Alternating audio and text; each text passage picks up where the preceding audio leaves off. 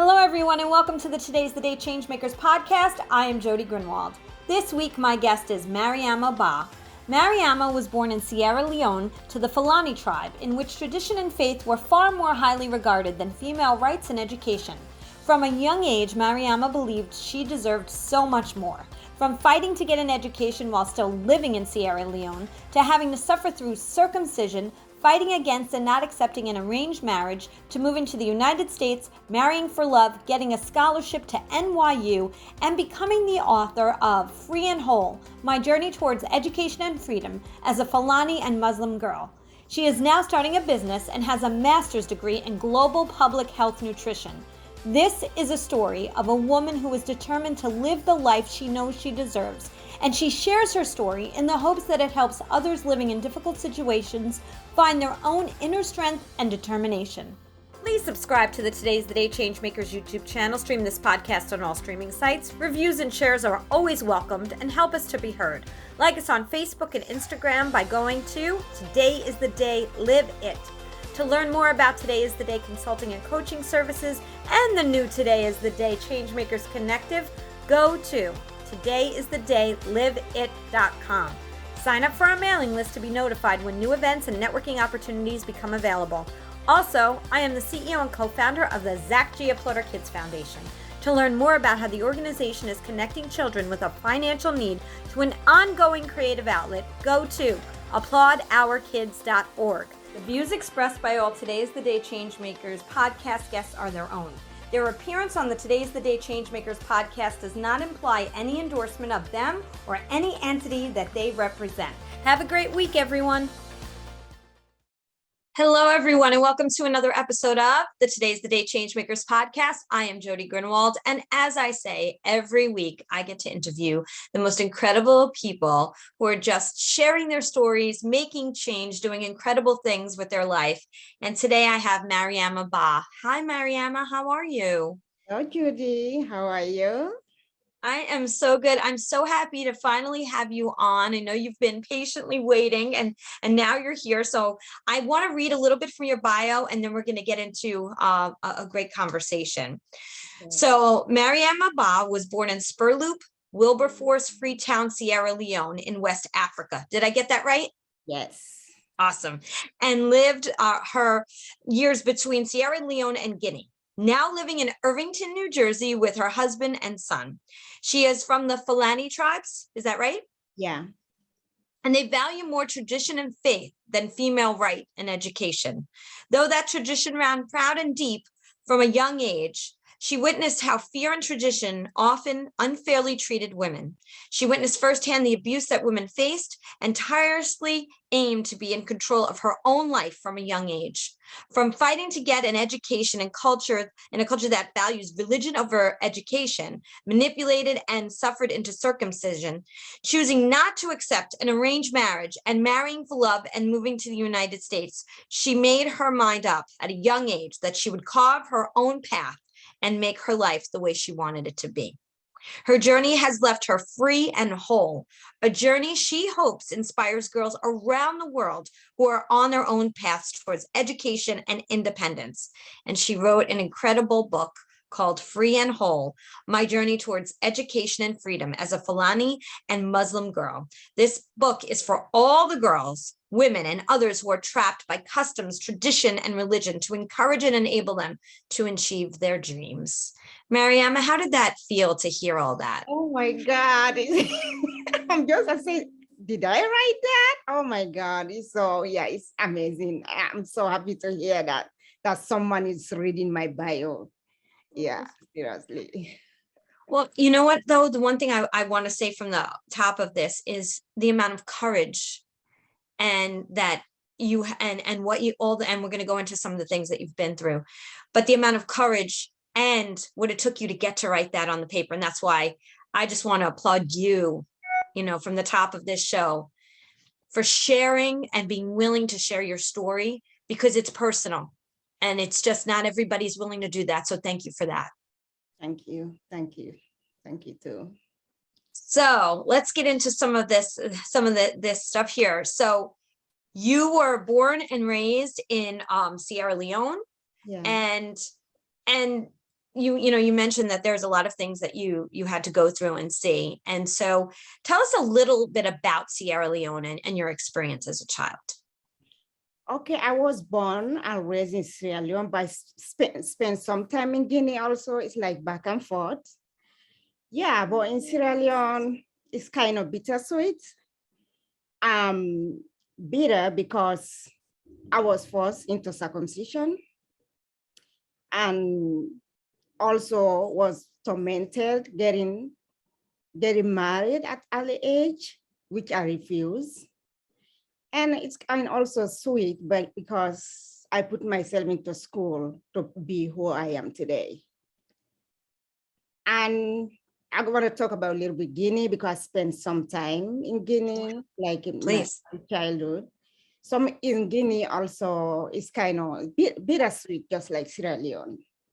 It was sweet because I was staying with my grandmother, who was very lovely, and she taught me a lot.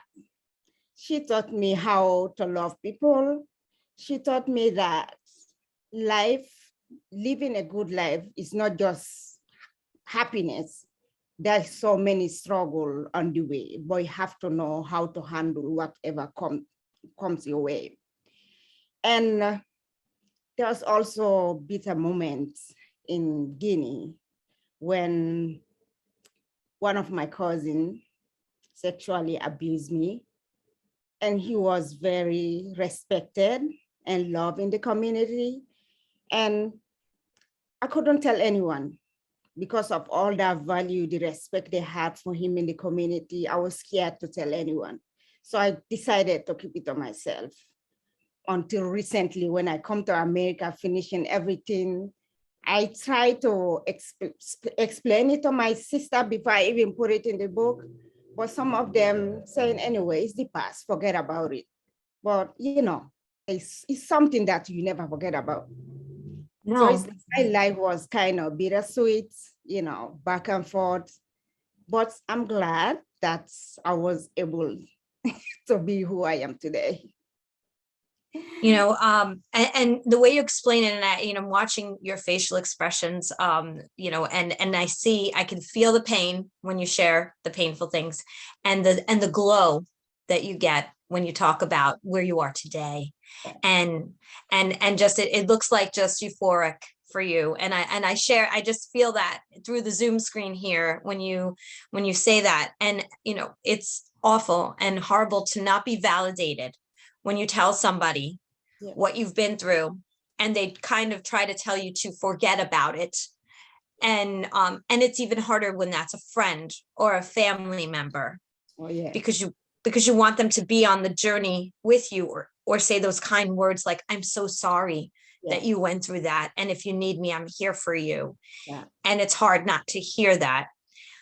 Mariama, you said something also that's very important, whether it's in Guinea or Sierra Leone or anywhere, there's a lot of women like yourself who unfortunately have been assaulted by someone in the community who's very well known or is feeling it or has clout. And then you can't tell, that feeling of not being able to tell. Share a little bit, if you don't mind, if it's not too painful, how that was. How did you move forward after that incident happened to keep yourself going, knowing that you experienced that and you had to keep it inside? Well, it's hard. It's very hard. But at that age, at early age, in my mind, it's women are not valued. So I have to forget about it. It just later pay apart when I came to this country. Then I realized it's not right. It's not right for that to happen. And the reason that I didn't take it so hard at that age, because I saw what my sisters, my mother, and all other women, what they were going through in marriages, with, how they are treated in the community as a woman. So I just accepted that at early age, that, maybe that's life. That's how it's supposed to be. So I just ignored it. I decided not to tell anyone.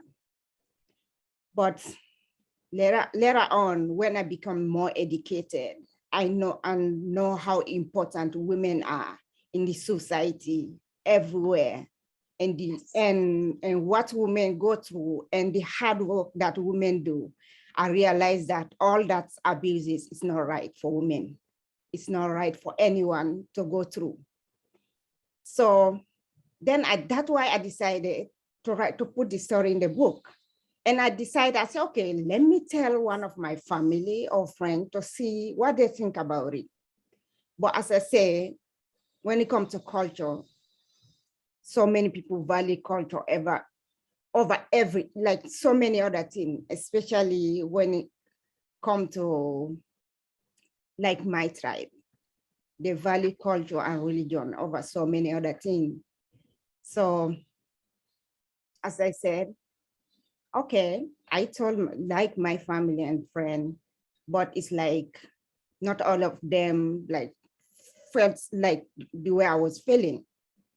So I decided to ignore it, but put it in the book and see if I can inspire other people so that they can maybe run away from that or try to become who they want to be.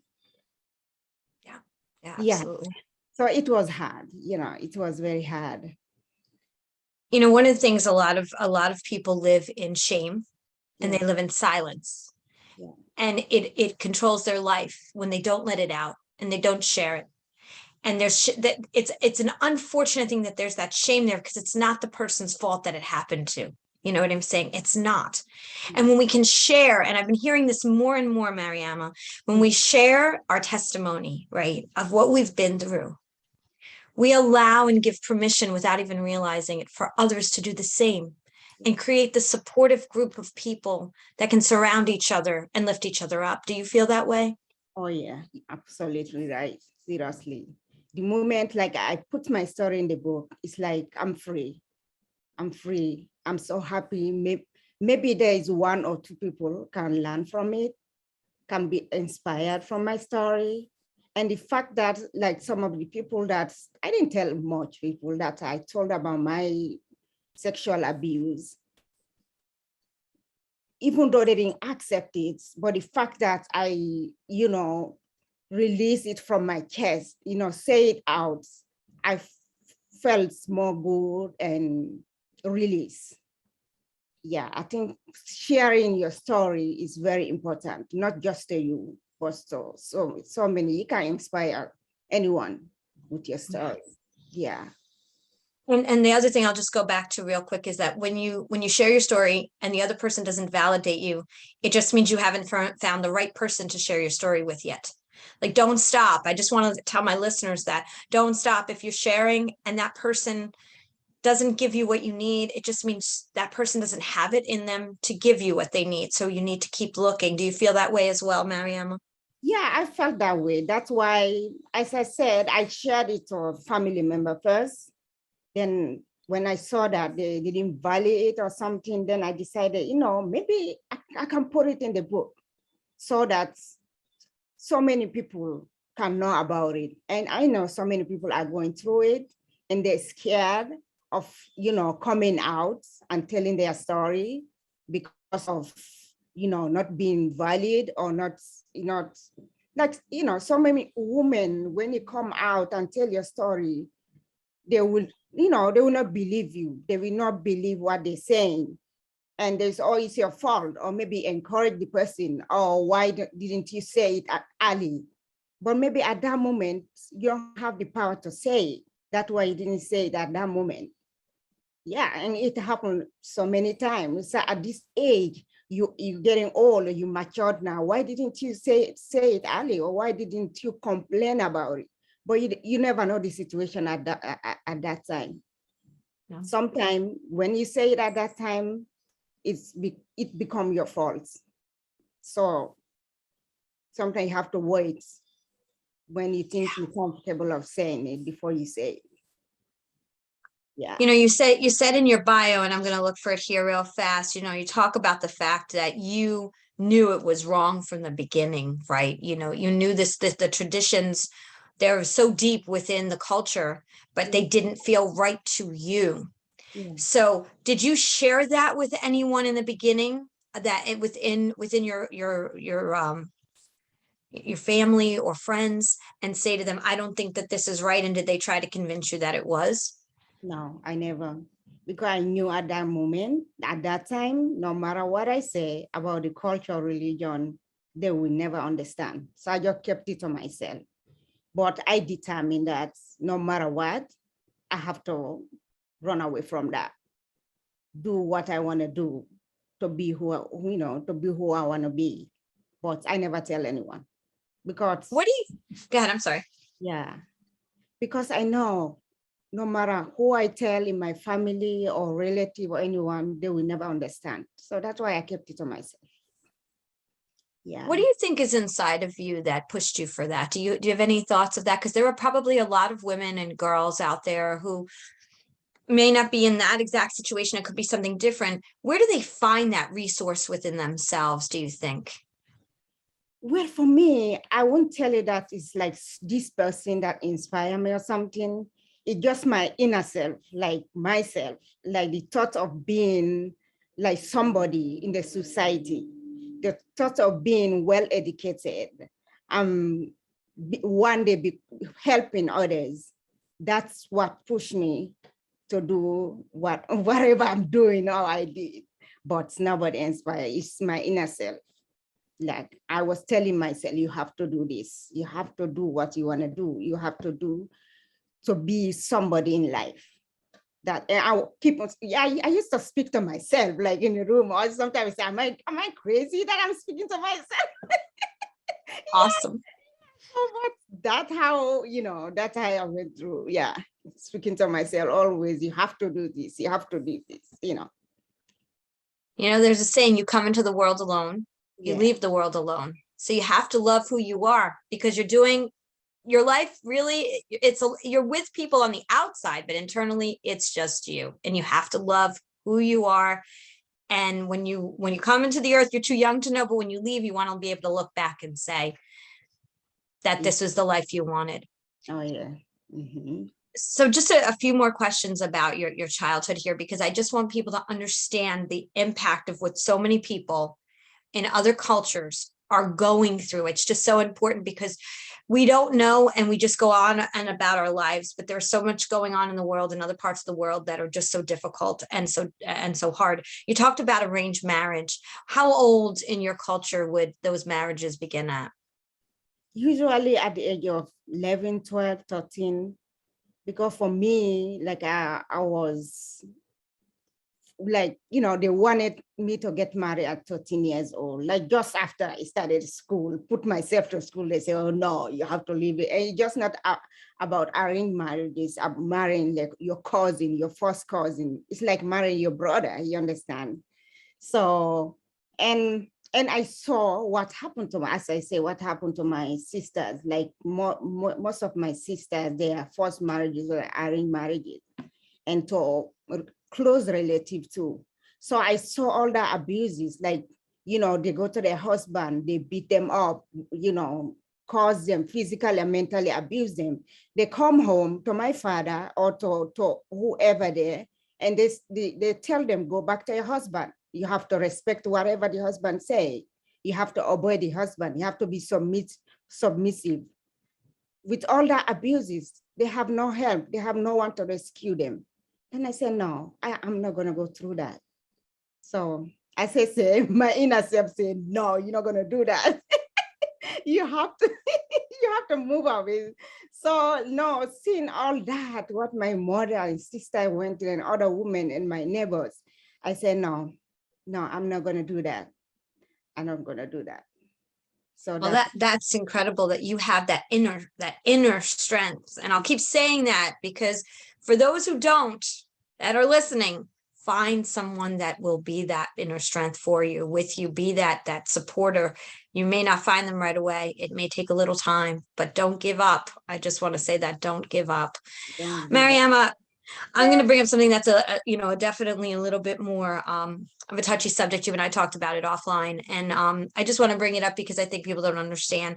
You talked about circumcision, which is a really, really tough thing and a very, very personal and private thing. And my heart is broken for you that you had to go through that kind of time. How old were you when that happened? I think just I came to Sierra Leone, from Guinea to Sierra at the age of 9, maybe around 10 or something like 10 or 11, around that. And when it comes to circumcision, I, like so many girls, and as I was like brainwashed. Like they tell them that this is what they always tell them. If you are not circumcised, you are not a complete woman. You are not welcome in the society. You're not going to have a husband, especially my tribe. It is something that they value so much. And you become addictive, like sexually addictive, because that's the main thing that they circumcise women. They say if they don't circumcise, you're going to be sexually addictive, like run after men. And for me, at that age, after brainwashing me with all that, I was excited to do it. So, and doing it, it's not like you going to the hospital. It's like they have these native doctors. So just like my story, because I want to share my story so that, everybody will know about it. Sure.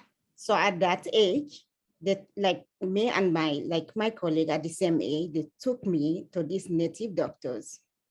And for my culture, whatever pain you go through, you should not, like, no tears should be shed.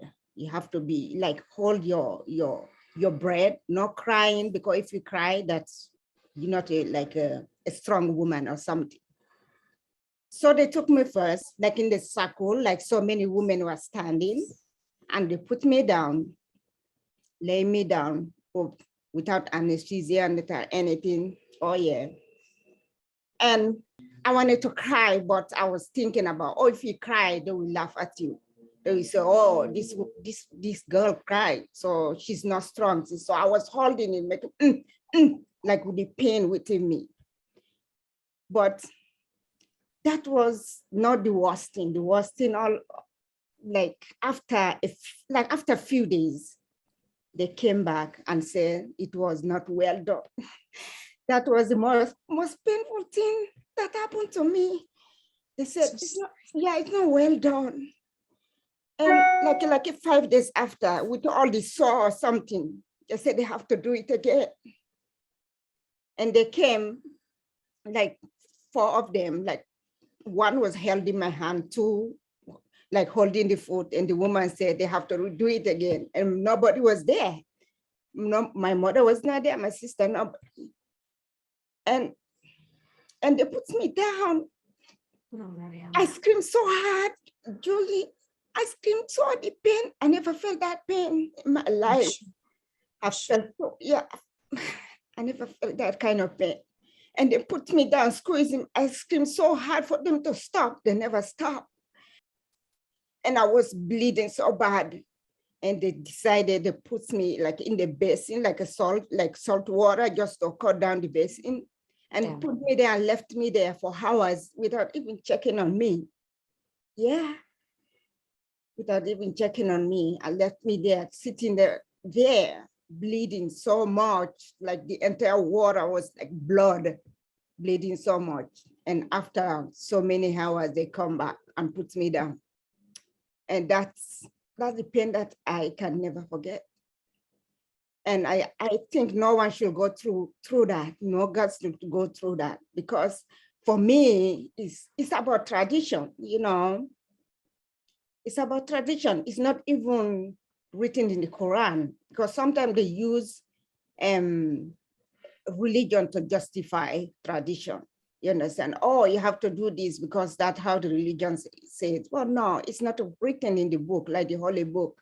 It's just like tradition. So why they want to take that away from women? It's like depriving women from pleasure, depriving, like, I cannot explain the pain that I went through. That's why I don't want anyone to go through that. Nobody should go through that. No, nobody should ever go through that. Yeah.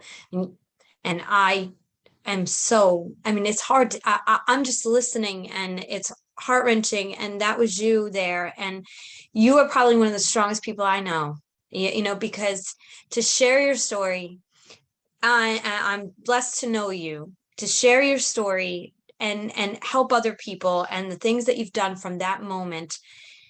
And that's what I really want people to hear. Whatever you think you're going through right now, there's always a way out. There's always a way out. It's so important. And if I could give you a hug right now, Mariama, I would. I so would. Yeah, And I just want to thank you for your willingness to share something so intimate. Jody, I never get emotional on this. No, this is my first time ever. Maybe because I'm telling the story, like everything that had happened to me, like, telling someone that understand me, but I never get emotional about this. This is my first time. But as I said, I never forget that moment. Never, never. And as I said, I don't want anyone ever to go through that. It should stop. It should stop. Yeah. Thank you for trusting me with that. Yeah. Thank you too for listening. Oh, of course. And you know what? And that's the key, is that it may be hard to, it's so hard to say, and for you to say it and share it and allow your emotions out. I just want somebody who's listening to understand that wherever they're at, that's why we share these things, to help them on their journey. It could be one person, Mariama. Your story could change someone's life. One person that hears you, just know that. And so thank you for your willingness and wanting to share that. Ham 10 is a leader in IT enterprise solutions and staffing. They are driven to transform their clients' business performances. They do this every day by providing their clients with the best services and products like BizLego, an online community platform, and Colear, a unique learning management system.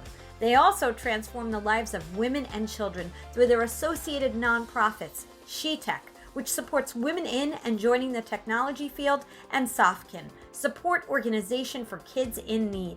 Pam 10, technology for social good. Go to pam10.com for more information. But you left. You know what I'm saying? You got out of there and you went through way more. I don't want to say the word here, but you went through way more than any one human being should have to endure.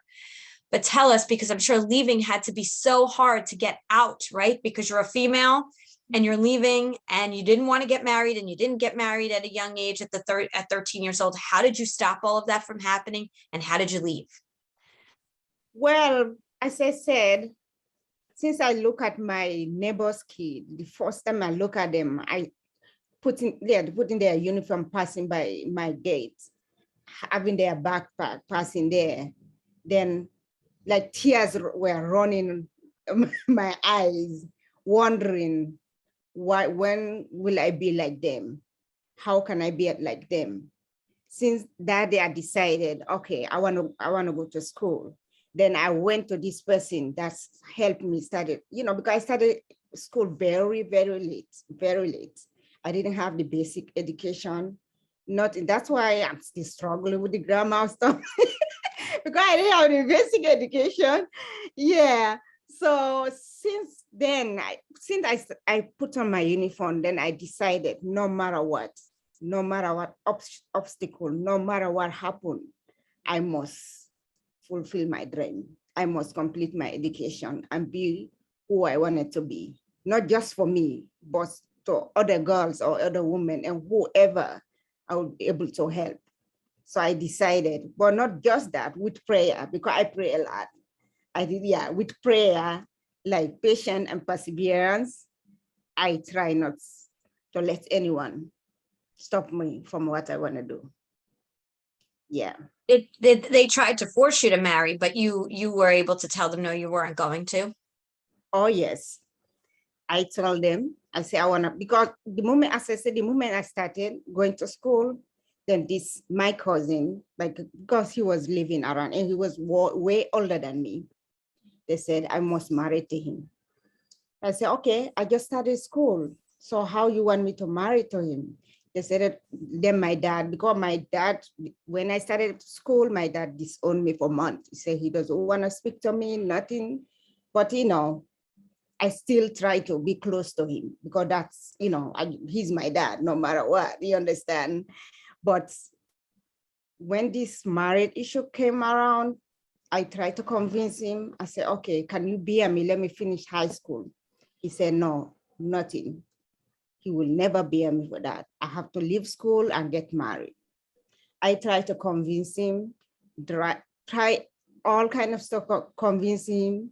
He tried to send me away from the house, so I can live with family member or something, just not to see me and speak to me. I did that. I went away, lived a family member where they mistreated me so bad. Yeah, they didn't even want to stay with me because they look at me as if someone disobeying their parent or something. So they were not treating me well.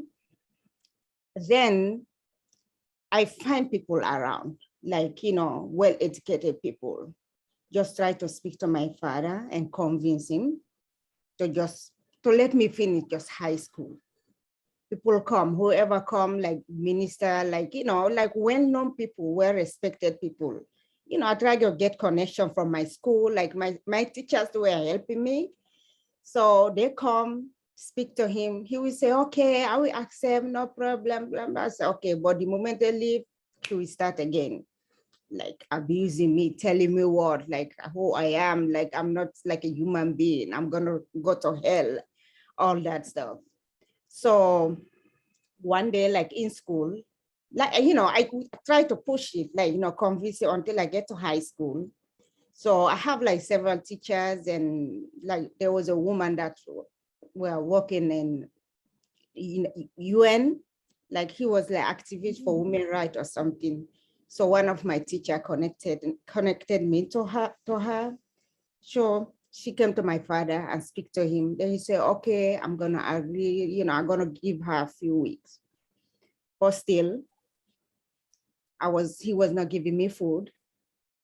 He was not looking at me. I was getting hungry, going to friends' house just to, just to get food to eat.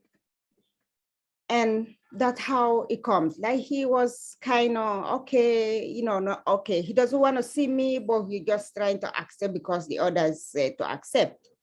But one day he decided that he gonna go to my school and tell the principal and everybody that I'm being disobedient, like tell him the all kinds so they can drive me from school so I can get married. But luckily, I don't know, I'm lucky.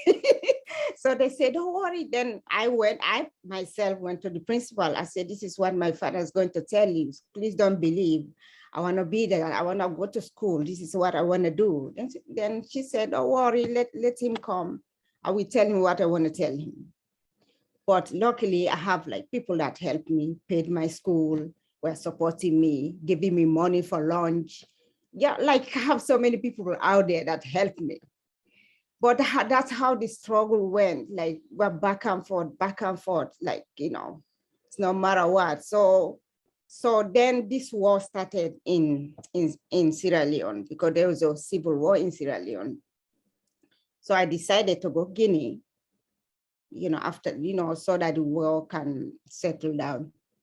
Then just after high school, then like before getting exam, the high school exam.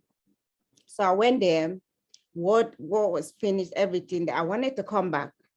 Then my dad said, no, you're not coming back because your cousin, like the man that they wanted to marry me, already pay like bride price for you.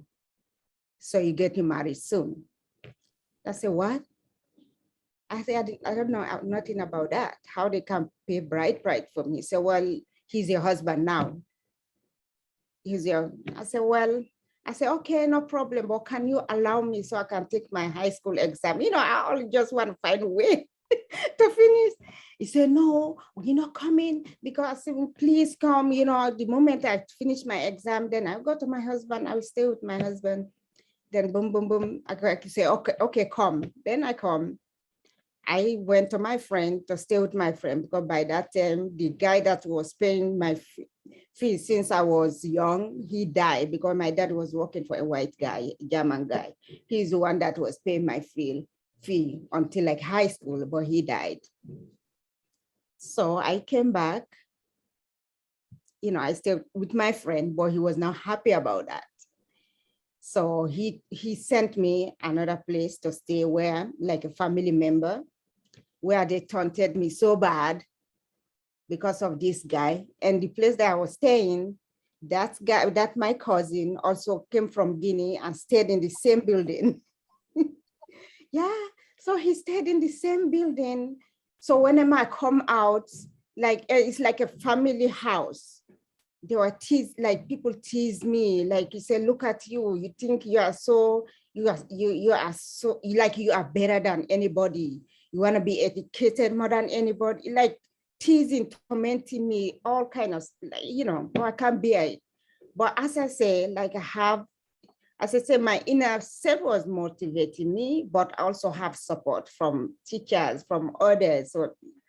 But for me, I was not listening to anyone.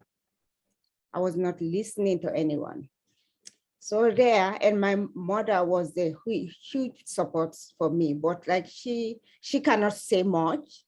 Maybe she can only say something in writing, like the Arabic writing, just, oh, be patient, don't worry about that, your dad, but she can't say it loud because women have to be submissive. They have to respect whatever your husband says.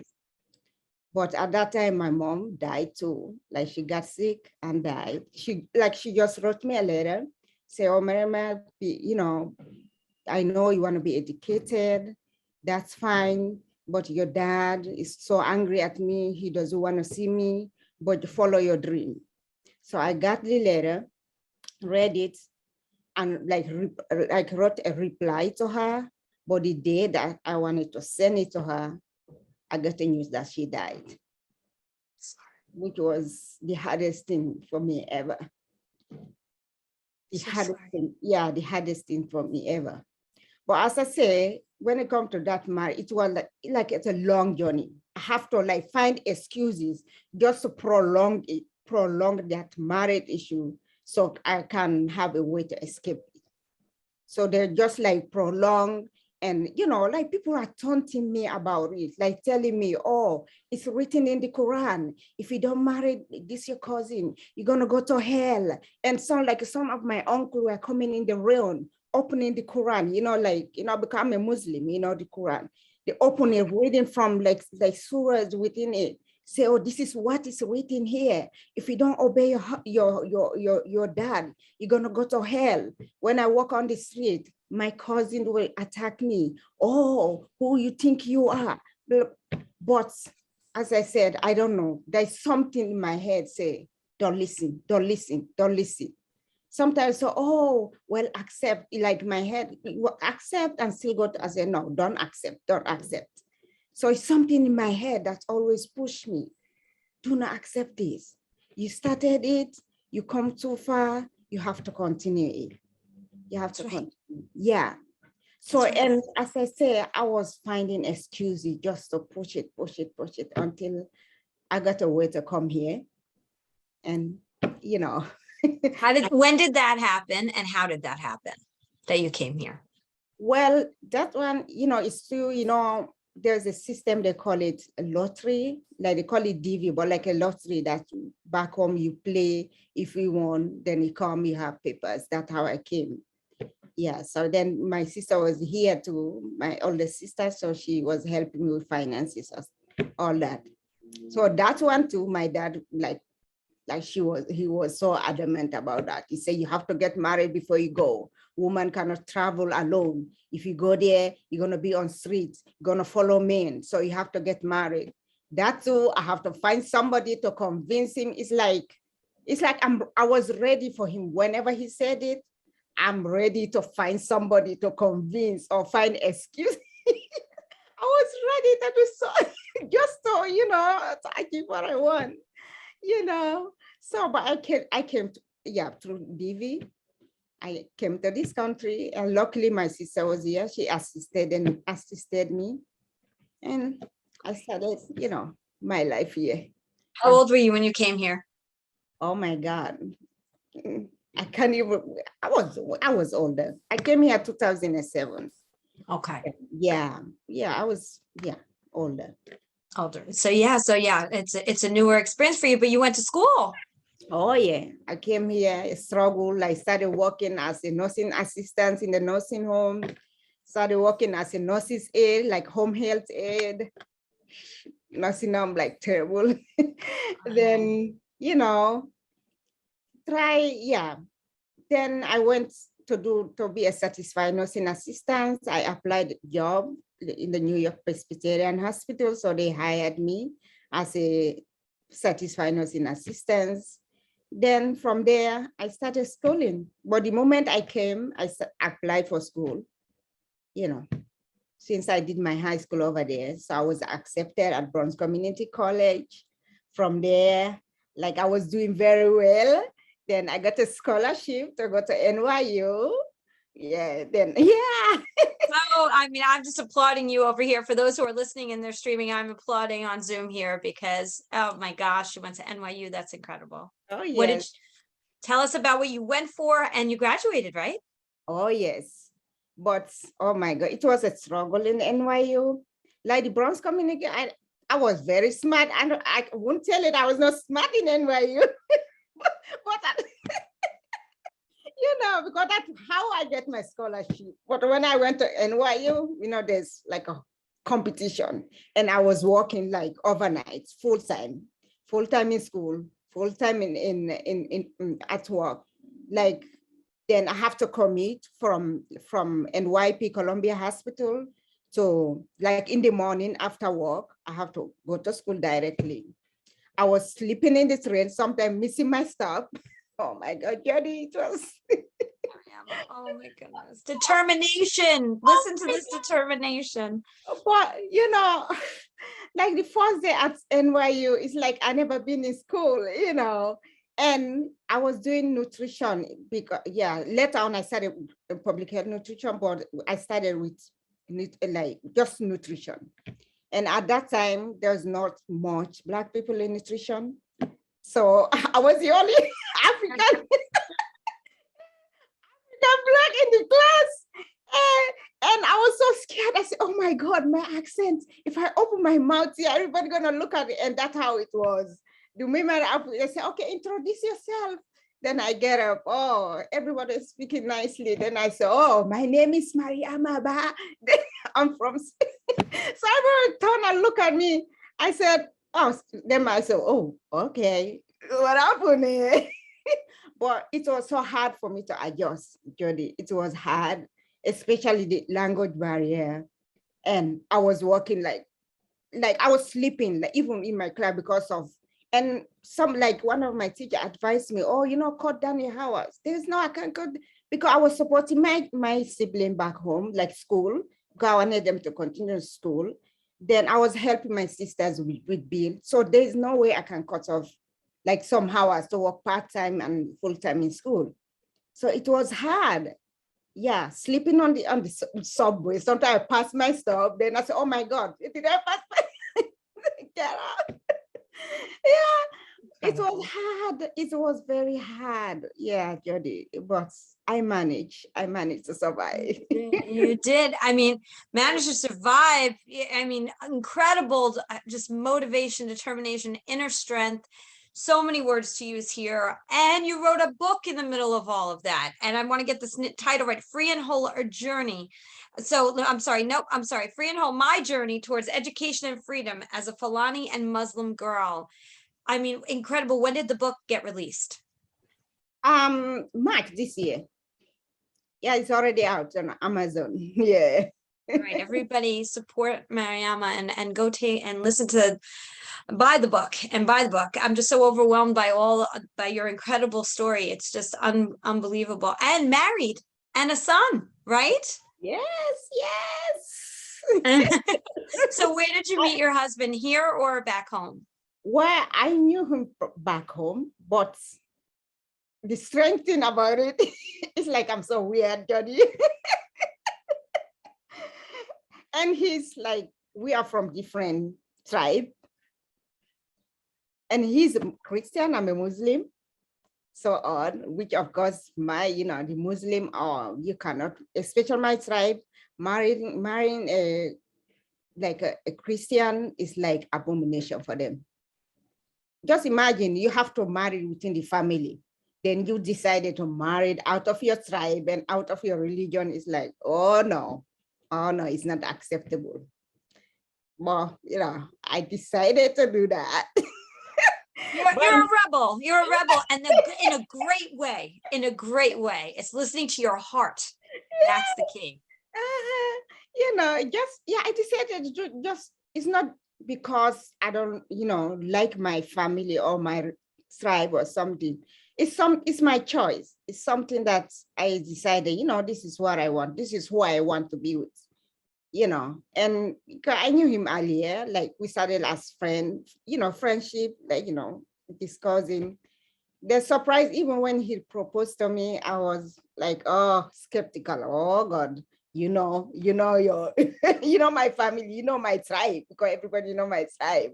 So I don't know what we're gonna do. I said, well, go think about it first. Think about it. Let's come together. But it was hell. I have to beg. I have to do all kind of stuff just to convince him. Then he said he have to, like my husband, have to convert to Muslim in order for him to marry me. That in my heart, say, I cannot force anyone to do what they don't want to do. This is his religion. So how can I convince him to change to something that he doesn't want to be? And his father, his forefather, they all come from Christian background, just like me. So I don't want to change to Christian, to Christianity or anything. Likewise him. So, well, as I say, I find a way, asking people, to convince him. We find a way to fit in until, because my dad died like a year ago. But as I say, I try very hard to mend our relationship.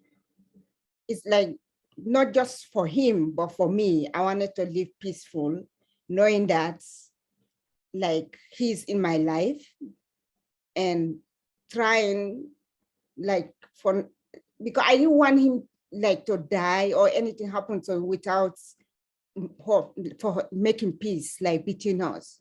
So I wanted that for myself. So I try hard to mend our relationship. But even before he died, our relationship is sweet and bitter. Because still, it's as I say, it's the tradition. It's not like he never loved me or he loved me. There's a love there, but because he still want to be within the tradition, he don't he want people to look at him, oh, he can control his family. His family is still in the tradition. He don't want the neighbors, anybody to look at him. So, this, because he was allergy. Allergy is like a pastor, in the Muslim religion. It's like a high rank of religion, Muslim religion. So he doesn't want his neighbors or relatives to look at him. And so this the allergy doesn't even know how to control his children. His children went out of hand, or his family. It's that's cultural belief that he want to be within. He want all the family to be within. That's what brought all this problem between us. And for me, I wanted to be out of it, and he wanted me to be within it. So it was a tug of war since childhood up to last year. I can't imagine. I'm sitting here listening to the tug of war that's going on and that had gone on in your life, and I'm just exhausted. Just can't even imagine how it had to be on your side to listen. I think our listeners are really going to understand that it was a journey. I mean, this was a daily journey for you to fight for what you believed in, and to have to deal with that when that's your family who you rely on for support, especially as a child. Yeah, even now, because of the choice that I choose. For example, marrying somebody else, being educated. Even now, when I'm among some relative, you know how sometimes they look at you like, oh, like if you are different or you're not part of the family, or even when they speak to you, like they don't speak to you with all their heart, or the way they speak, you notice that, oh, well, I'm not accepted within this group. Less respect, right? Like Yeah. less respectful. Yeah, I Yeah, do. like you always feel weird among them. Like they always think, oh, she didn't marry within the tribe. Oh, she married out of, all that. Like, oh, even sometimes when I speak to some of the family, oh, are you praying? You have to pray. Oh, are you doing this? So you asking me, what about asking the others? So why you always asking me this? Are you praying like this? Is thinking that, oh, I'm not doing all that. I'm just like this pagan, or I'm just this person that don't care about anything about religion, anything about tradition. And it's not like that. It's not like that. How does it feel now to have? So your son is how old? Oh, he's 4 years. 4 years. Oh my goodness. And so what would you say, teaching him, now you're creating basically everything from scratch for him, right? Because you're not teaching him the ways of everything that you learned. You're teaching him lots of new things, right? How is that for you?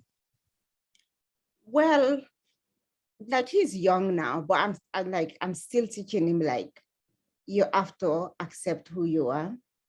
You have to be who you want to be. And for me, even though I'm a Muslim, then my husband is Christian, whichever religion he chose to be, I will not like fighting for that. That I always say in my heart, even though like my family, they always push me, oh, you have to teach him how to pray. You have to this. No, whichever religion he chooses to choose, that's up to him. But he have to love himself, love who he want to be, and who is trying to be. That's all I'm gonna teach him. And work hard. You just don't sit home and say, oh, I want to achieve this. You have to work for it. Whatever you want, you have to work hard for it. And be persevere and patient. That's all I think. Oh, beautiful things. Oh, beautiful. So what's next for you? Oh, well, I just like my book is out there. Yeah, I hope people inspire with my book. I hope 1 or 2%.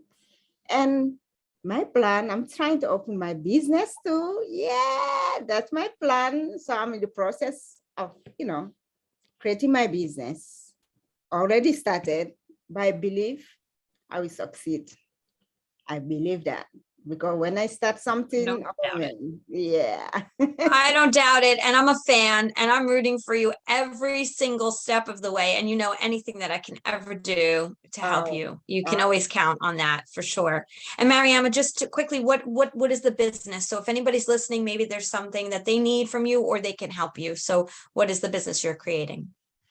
Yeah, I'm creating like a toothbrush for kids, but something that is not out of the market yet.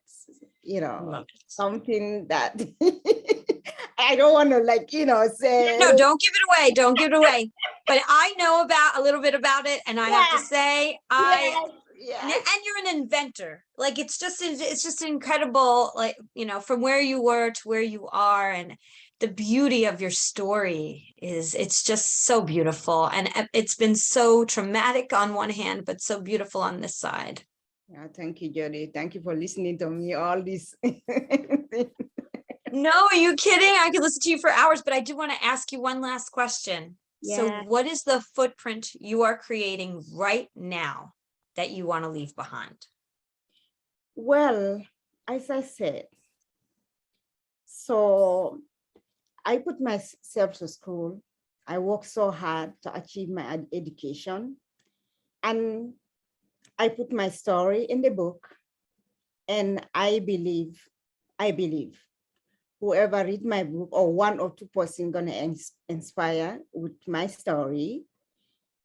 And by inspiring with my story, I know I created something important, not just for me, both for so many, not just women, because there are other men that are so trapped within this tradition that they stick on it, they don't want to come out of it.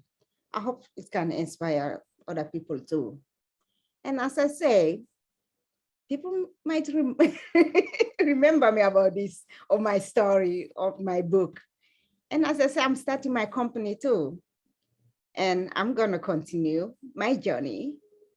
I'm not just starting one product. I'm going to make sure I open a big empire. That's my dream, yes. Oh, I know.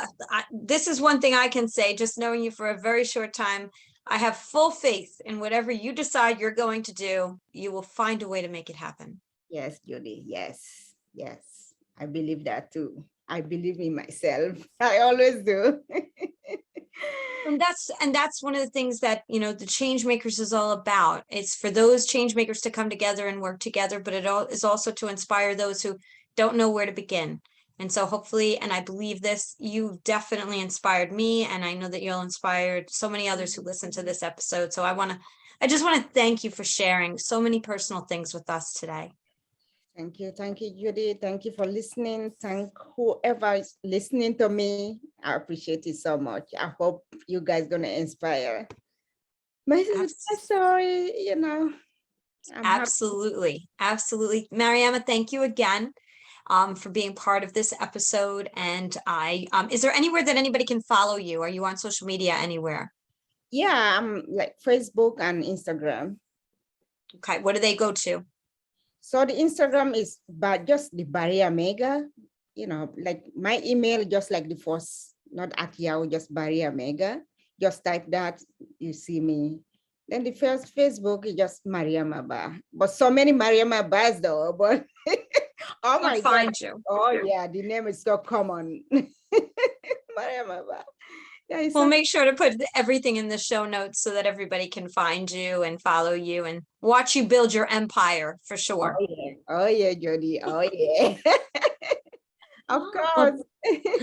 Thank you so much, Mariama. And I am going to say what I say at the end of every single podcast. Today is the day. You cannot go back to yesterday, and you do not yet own tomorrow. So what steps, small or large, are you going to take today to get yourself closer to your goal? Thanks again for sharing your incredible journey, and have a fabulous week, everyone. Bye. Bye, Jody.